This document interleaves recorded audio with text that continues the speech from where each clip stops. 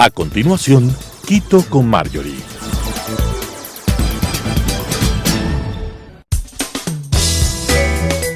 Clasificación A. Apto para todo público.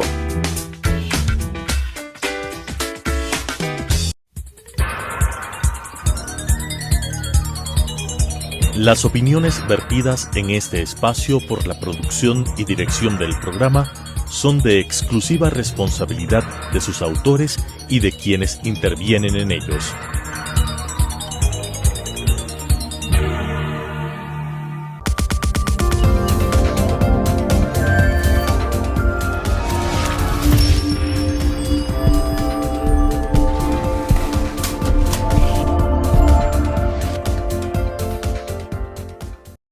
El arte y la cultura son manifestaciones supremas de la creatividad humana. La vida es una obra de arte. Haz de ella una obra maestra.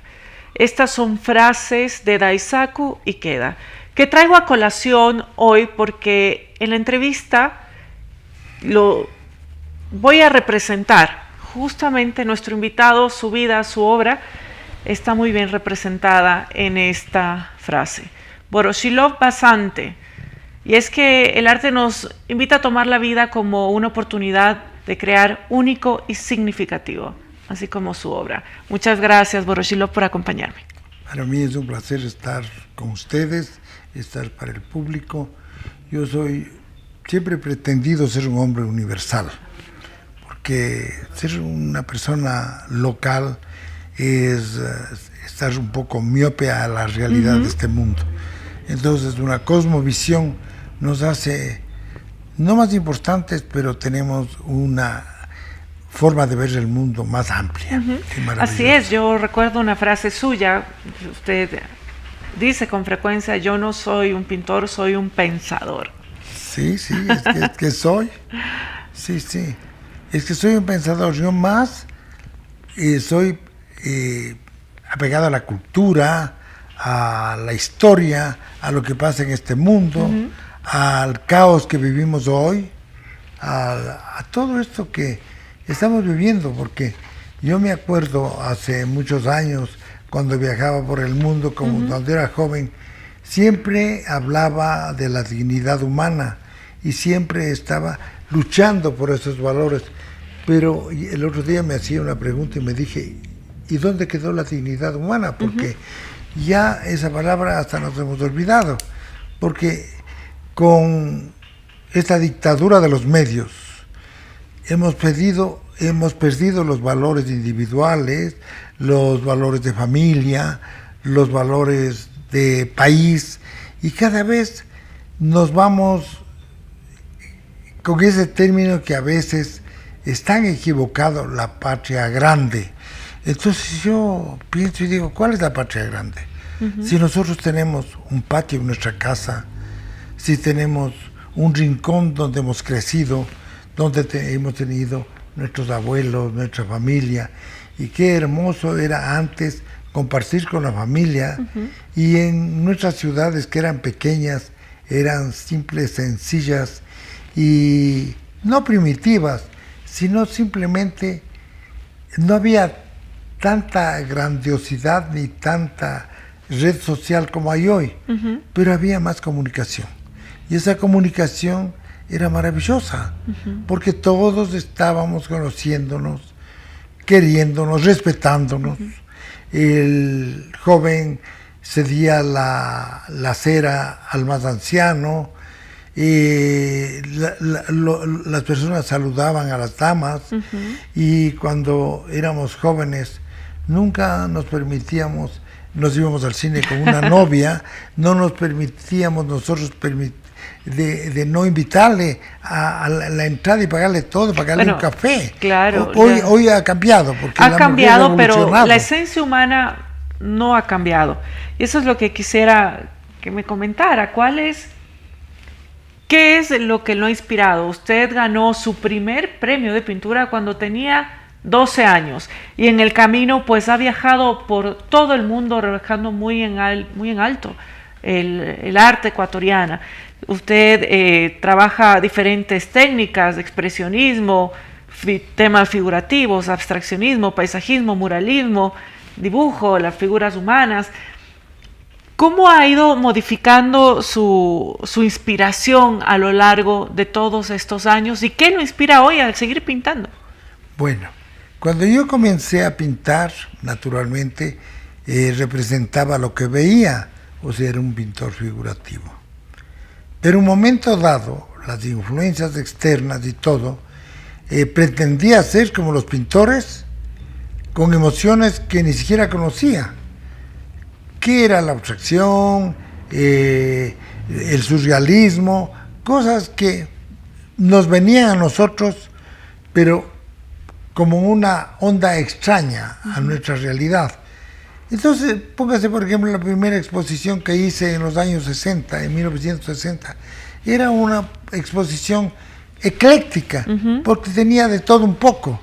Entonces, esos son los primeros pasos que doy. Y a partir de ahí, con el arte figurativo voy evolucionando, aprendiendo, porque toda la vida he sido un aprendiz. Y todavía soy un aprendiz, porque nunca acabamos de aprender. Y todos los días estamos aprendiendo. Lo triste es que nos vamos envejeciendo, pero nos va a faltar tiempo para cumplir todas nuestras tareas que tenemos que cumplir. Entonces, yo sí querría tener un poco más de años de vida, porque todavía puedo producir, todavía puedo pintar. Y con la sabiduría que tiene ahora, y ¿verdad? con la experiencia y la sabiduría, porque la sabiduría no es una sabiduría por sí, porque siempre hay que distinguir. Los eruditos son eruditos, son simplemente unos... comen conocimiento, comen libros, pero no son capaces de dar diagnósticos.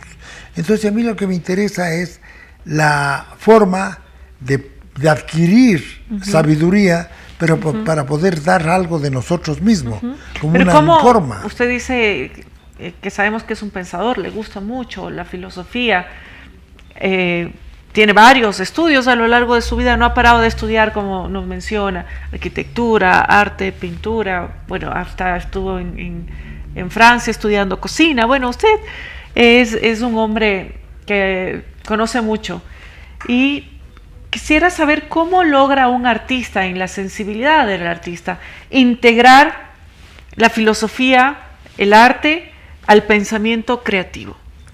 Es muy fácil, porque todo está interrelacionado. Cuando nosotros estudiamos el arte y tenemos una visión socioeconómica del arte, nos damos cuenta que el arte va en función del desarrollo de la humanidad. O sea, va desarrollándose todo a través del arte, a través de las culturas, a través de las formas, a través de todo. Todo se hace con el diseño. Un avión es diseño, un barco es diseño, una arquitectura es diseño, todo es diseño, nomenclaturas, estructuras, cálculos y matemática y una visión maravillosa. Como lo estamos viendo en este momento, ¿qué podemos decir? Primero, son imágenes de su taller, aquí en Quito. Sí, esas son de mi taller aquí en Quito, sí. Ahí podemos ver varias de sus obras. Sí, son las últimas, digamos, no últimas obras, porque yo entré en el abstraccionismo hace exactamente 40 años, o sea, en el año 80, ya más de 40 años que incursioné en el arte abstracto. Pero, ¿qué sucede? Que ahí lo vemos más joven. Sí, yo quería ser abstracto total. Okay. O sea, no quería ser un abstracto ambiguo, como hay muchos pintores que son abstractos ambiguos. O se es abstracto o no se es abstracto, porque nosotros cuando desintegramos la materia, desintegramos las formas de la naturaleza, llegamos a los átomos, llegamos a la infraestructura. Entonces ya se pierden las formas que vemos. Pero esa esencialidad, esa estructura fractal maravillosa y que está realizada como viva, como microorganismo, como macromundo, como macrouniverso, como universo, porque el universo es aquí, es allá, es adentro, es afuera, no tiene ni norte, ni sur, ni lado, ni derecha, ni profundidad, no, está en todo. Y en es este esférico. proceso del todo, ¿cómo definimos la belleza? ¿Cómo se define la conexión entre la belleza y la verdad y toda la, digamos, la inspiración para poder ser plasmada? Esto es bastante relativo, porque la belleza son cánones de belleza. Entonces, cuando nosotros inventamos qué es bello y nosotros vemos la belleza en sí mismo, nos llegamos a dar cuenta que la belleza está integrada en el universo, en su estructura integral. Entonces, la belleza está total. Entonces, a veces parece caos, pero no es caos. A veces, por ejemplo, cuando vamos a una selva, en una selva vemos un dominio que parece desordenado, que parece que todo es inquietantemente absurdo, porque se enreda todas las plantas, pero cada planta de esas tiene una organización. Entonces aquí vamos a los fractales. Cada hoja, cada universo, cada forma y esa reunión de cosas diversas y de ese desorden ordenado es lo que nos organiza y llamaríamos belleza. Con toda la experiencia y los años de trabajo que tiene, ¿cómo podemos explicar la capacidad transformadora del mundo, de la humanidad, que tiene el arte? El arte tiene algo maravilloso, que es la capacidad de representar. Siempre estamos representando, porque sea teatro, sea música, sea cine, sea todo lo que podemos emocionar a las personas y entrar en su espíritu, entrar en su cerebro y conmocionar en una forma maravillosa, pero con un diferencial continuo, o sea, no siempre repetitivo, porque caeríamos en lo absurdo y en lo repetitivo, en lo que ya no es creativo constante. A mí me gusta la creatividad constante. Por ejemplo, cuando vemos mis cuadros abstractos, yo he encontrado una forma de expresar el arte abstracto. ¿Qué es el abstracto en mí? Hago formas, yo he llegado a algo que llamo la pluridimensionalidad, que es la capacidad de entrelazar líneas, formas, con una caligrafía personal, una cantidad de signos de una escritura que he inventado y de trazos gestuales con los que yo expreso esa escritura y con eso emociono. Como la música. La música, hay pues todos estos símbolos, esa matemática musical, también la organización de los altos, los bajos, los agudos, es igual que la pintura. Y nosotros vemos las armonías, y si vemos la naturaleza y observamos la naturaleza profundamente, es una armonía maravillosa. Así es. Entonces, si nosotros estamos en la tierra y estamos pegados al suelo, veremos las cosas como hormigas, pero si nosotros nos elevamos y ganamos perspectiva, vamos a ser capaces de ver el pasado, el presente y el futuro. Mientras más alto estamos, vemos más y vemos el futuro. ¿Y cómo lograr estar a este nivel que nos permita ver? A mí me encanta la imaginación de Leonardo da Vinci, porque hoy nosotros tenemos la suerte de, con la tecnología, de haber artistas que hemos llegado y nos ha parido el mundo a darnos la vida en la grada 2000 de esta, digamos, del siglo XX, pero cristiano, pero no de los miles y millones de años que ha desarrollado esta tierra para desarrollarse y el hombre en crecer en pensamiento. Pero qué maravilla cuando nosotros podemos hacer todo esto con una sencillez absoluta, pero con una profundidad magna. Uh-huh. Entonces, ¿qué es lo más interesante? Que a veces las personas hacemos discursos retóricos y empleamos hermosas palabras y nos engañamos a nosotros y engañamos a los demás. A mí me parece que tenemos que ser más lacónicos y más profundos. Uh-huh. Y tenemos que con pocas palabras expresar mucho. Uh-huh. Lo mismo a través del arte. A través del arte.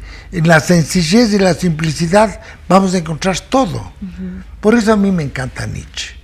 Yo soy amante de Nietzsche, le adoro a Nietzsche, a pesar de que los fascistas le tomaron, le sustrajeron, y eso eso es ridículo, porque ese es un gran pensador. Es una de sus grandes influencias.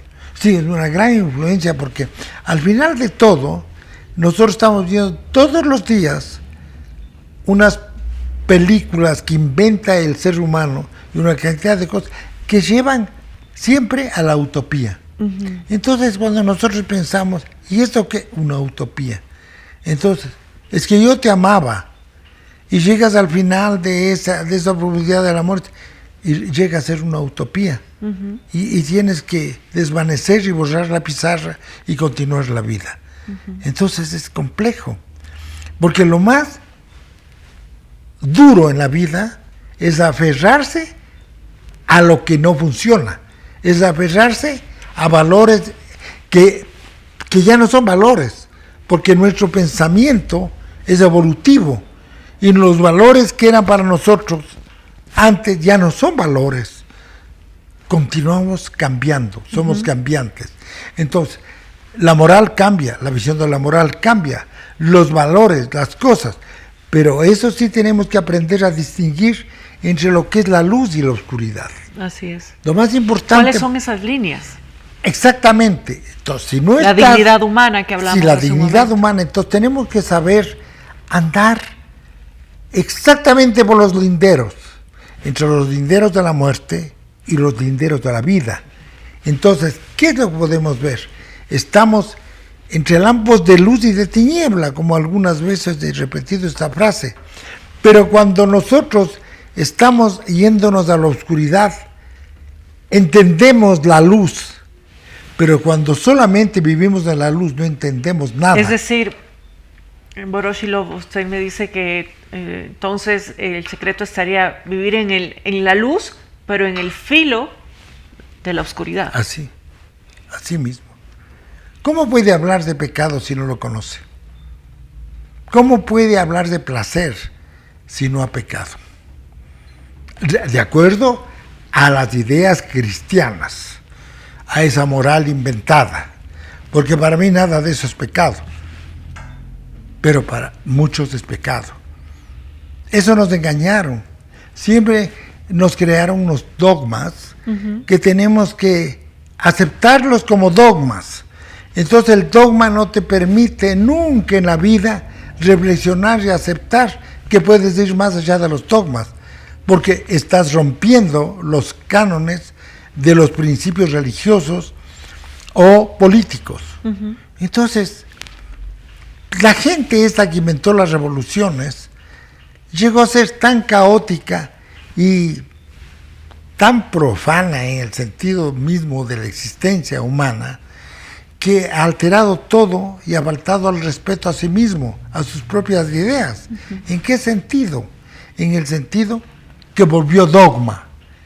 Estaba antidogma, pero termina siendo dogmático. Y ya las cosas tienen que aceptarse. Entonces hay mucha gente que mata, que hiere, que quema, que destruye. El fin justifica los medios. ¿Qué salida más inútil y estúpida? Porque eso es una aberración. Lo más hermoso tiene es que el tener amor la a misma la vida. Naturaleza, el Exactamente. medio. Por eso yo soy un amante del pensamiento de Spinoza. A mí me encanta Spinoza.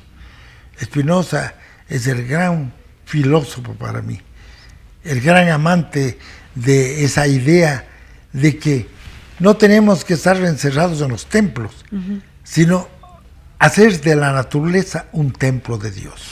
Voroshilov, usted ha ganado varios premios, entre ellos el Premio Nacional Juan Leomera, que es el máximo reconocimiento que otorga el país, entre muchos otros. Pero, ¿cuál ha sido su obra más gratificante y por qué? Bueno, yo he tenido obras gratificantes, pero le voy a ser sincero. Cada vez que termino una obra me decepciono. Es terrible porque nosotros no somos contentos con lo que hacemos. Porque nos faltó algo, porque... ¿Cree que pudo haberlo hecho mejor? Exactamente, me apresuré o di muerte súbita a algo porque no me dieron los medios, porque no me permitieron los que auspician, porque desgraciadamente los artistas no somos poderosos económicamente.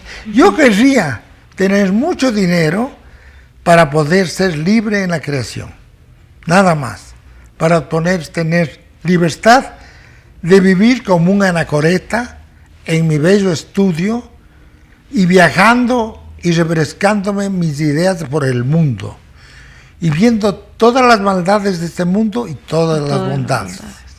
Porque si no vemos las bondades, no entendemos. Si no vemos la tierna mirada de un niño en un hermoso jardín libre, y vamos a ver unos niños angustiados, donde entendemos el cuadro de Guernica de Picasso, y donde entendemos la maldad humana, no tiene límites. Entonces, eso se está pasando todos los días en este mundo. Y no necesito explicar, pero las guerras que estamos viviendo en este momento hablan por sí solas, porque los gritos de dolor están ahí, y es una tristeza. ¿Por qué tienen que morir tantos niños inocentes? Y no digamos los éxodos.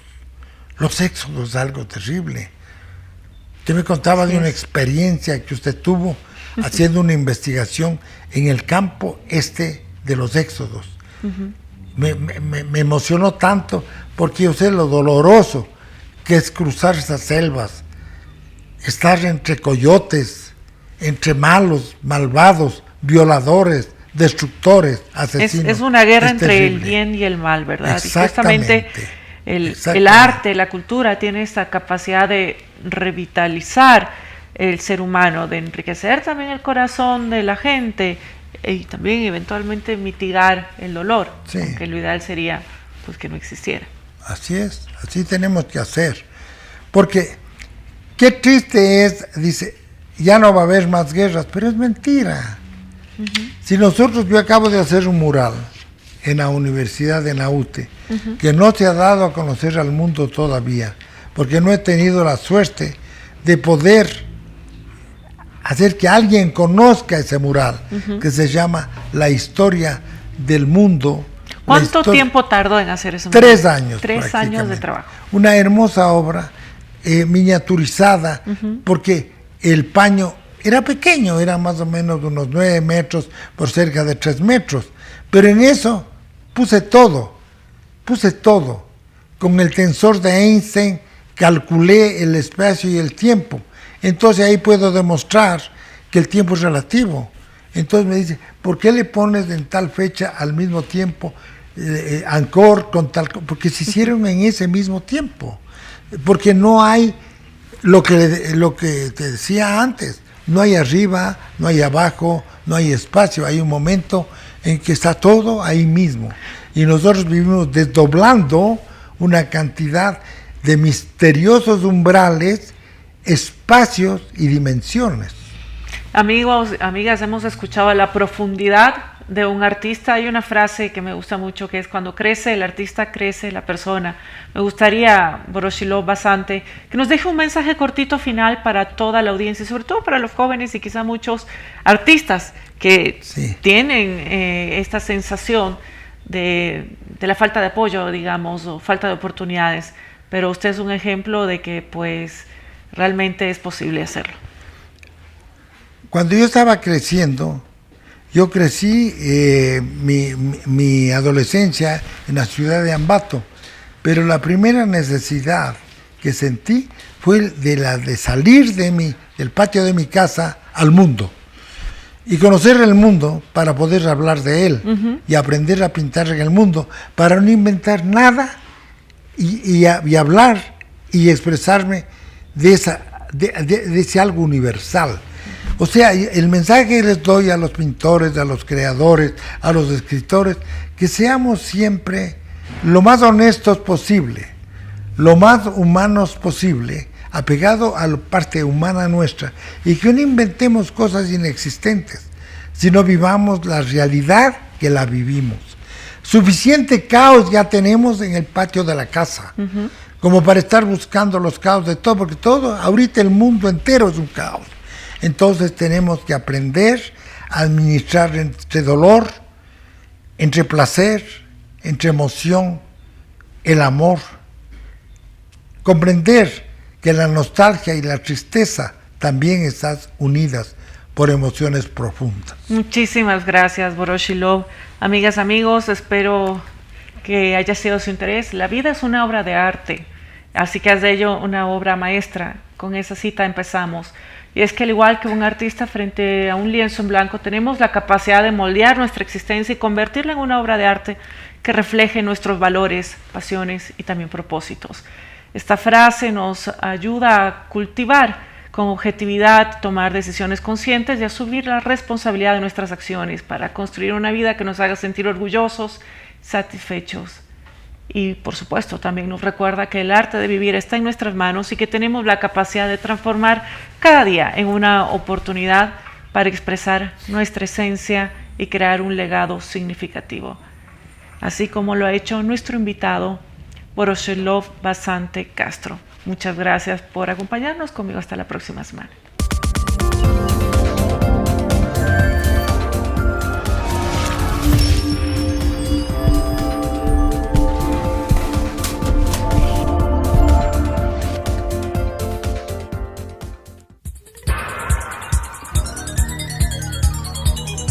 Las opiniones vertidas en este espacio por la producción y dirección del programa son de exclusiva responsabilidad de sus autores y de quienes intervienen en ellos.